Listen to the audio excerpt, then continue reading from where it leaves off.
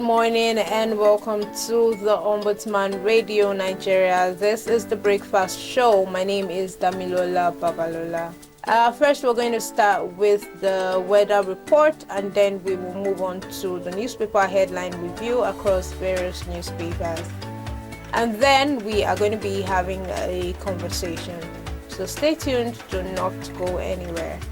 On the weather report this morning, residents of the Federal Capital Territory can expect hazy sunshine this morning, with temperatures starting at 74 degrees Fahrenheit, 24 degrees Celsius.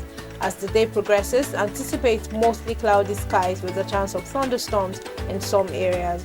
The highs will reach 91 degrees Fahrenheit, 33 degrees Celsius, cooling down to 71 degrees Fahrenheit, 22 degrees Celsius by nightfall. In the bustling city of Lagos, the day begins partly sunny at 81 degrees Fahrenheit, 27 degrees Celsius. The morning may bring isolated thunderstorms in certain parts, transitioning to cloudy and humid conditions throughout the day. Temperatures are expected to peak at 89 degrees Fahrenheit, 31 degrees Celsius, and dip to 79 degrees Fahrenheit, 26 degrees Celsius overnight. Up north in Kano, the morning features hazy sunshine with a starting temperature of 73 degrees Fahrenheit, 23 degrees Celsius. The forecast predicts sun accompanied by high clouds, with the mercury rising to a hot of 95 degrees Fahrenheit, 35 degrees Celsius, and a nighttime low of 64 degrees Fahrenheit, 18 degrees Celsius. Residents of Port Harcourt will experience a cloudy start at 78 degrees Fahrenheit, 26 degrees Celsius. Light rain is expected this afternoon, with temperatures reaching a high of 84 degrees Fahrenheit, 29 degrees Celsius, and a low of 73 degrees Fahrenheit, 23 degrees Celsius later in the evening. In Enugu State, the day starts off cloudy at 78 degrees Fahrenheit, 26 degrees Celsius. The forecast indicates a continued cloud cover with a potential afternoon thunderstorm. Anticipate a high of 95 degrees Fahrenheit, 35 degrees Celsius, and a low of 76 degrees Fahrenheit, 24 degrees Celsius tonight. Kaduna wakes up to hazy sunshine and 73 degrees Fahrenheit, 23 degrees Celsius. The day promises very warm conditions with sun filtering through high clouds. Expect temperatures to climb to 98 degrees Fahrenheit, 36 degrees Celsius, and fall to 68 degrees Fahrenheit, 20 degrees Celsius by night. In Ibadan, the morning is cloudy at 79 degrees Fahrenheit, 26 degrees Celsius. The weather will remain mostly cloudy and very warm throughout the day, with a high of 98 degrees Fahrenheit, 37 degrees Celsius, and a low of 75 degrees Fahrenheit, 24 degrees Celsius as evening sets in. Makurdi residents are experiencing mostly cloudy skies at 81 degrees Fahrenheit, 27 degrees Celsius this morning. The afternoon brings a likelihood of thunderstorms, with temperatures soaring to 99 degrees Fahrenheit, 37 degrees Celsius, and dropping to 78 degrees Fahrenheit, 26 degrees Celsius overnight. Finally, in Calabar, the day begins mostly cloudy at 78 degrees Fahrenheit, 26 degrees Celsius. Light rain is anticipated, with the thermometer reaching a high of 87 degrees Fahrenheit, 30 degrees Celsius, and a low of 76 degrees Fahrenheit, 24 degrees Celsius by nightfall. Please note that the weather conditions can change rapidly. It is advisable to stay updated with the local forecast and take necessary precautions, especially in areas expecting thunderstorms or high temperatures. And that would be all for the weather report this morning. Moving on, we will be seeing the newspaper headline review. So the first on our list this morning is the Punch newspaper, and the major headline here says INEC releases FCT area council election notice. Also on the Punch newspaper, visa on arrival policy upgraded and not scrapped, says minister. JAMB affirms deadline as 1.5 million people register for UTME. Also on the Punch newspaper, Rivers APC denies pro-Wike lawmakers membership. Finally, on the Punch newspaper, Accountant General urges states to curb revenue leakages.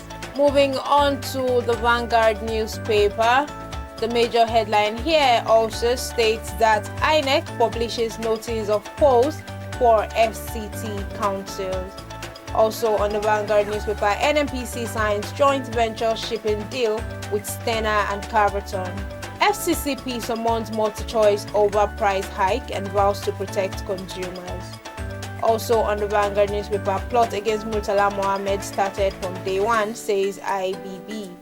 Finally, on Vanguard, Naira depreciates to 1,502 Naira per dollar in parallel market.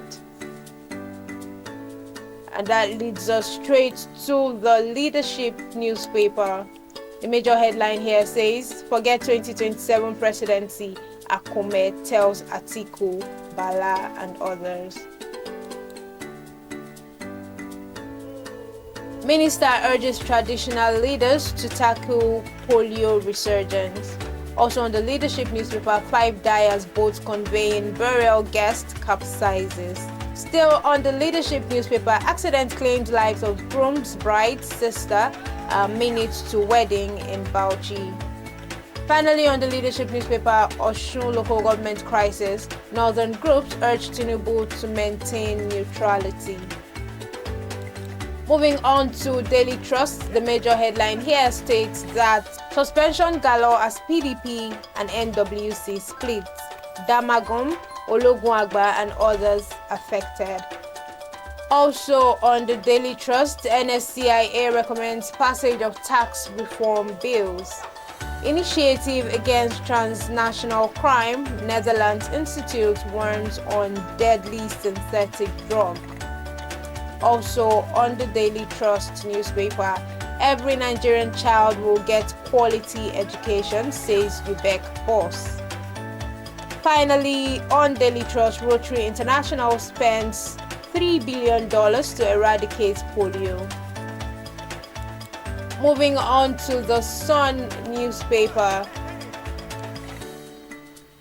The major headline here says presidency faults Osinbajo on IBB and hits El-Rufai. Also on the Sun, water quality fundamental to national development, says minister. Nigerians recognize Abiola as elected president since 1993, says Falana. Moving on finally to the Daily Post Nigeria, the major headline here says Muslim ticket has failed us, says Sharia Council. Also on Daily Post, Unity Bank posts 59.3 billion naira in gross earnings, gross deposit by 23% in 2023. Wigwe University appoints Honorable Justice Amina Audu Algie, CONJSC, as Pro-Chancellor and Professor Marwan Al-Akaidi as Substantive Vice-Chancellor. Also on Daily Post, international breweries past kickstart entrepreneurs presented to deputy governors, community heads in Rivers State and Ogun State. Finally, on the Daily Post newspaper, investors lost 215 billion naira as Nigeria's NGX continues bearish run. And that is how far we can go on the newspaper headline review for this morning. So we would be joining my colleague and myself about mental health. Stay tuned, do not go anywhere.